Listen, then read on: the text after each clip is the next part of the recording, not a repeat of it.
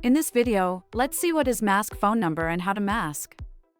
Easify now allows account admins to hide client contact numbers from sub-users while still enabling full communication. Sub-users can send messages, make calls, and manage conversations without seeing the actual phone number. This helps protect client privacy and ensures secure collaboration within teams. Enable this feature to keep sensitive contact details private while maintaining smooth communication. Now let's see how to mask a phone number. To start, click on Users in the navigation bar.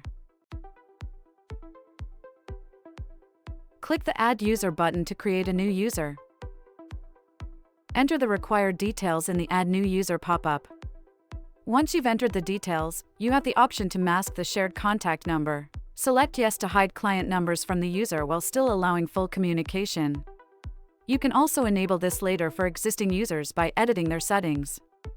This ensures privacy without disrupting workflow.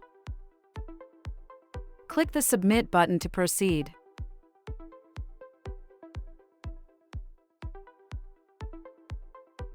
In the navigation bar, click on Contacts.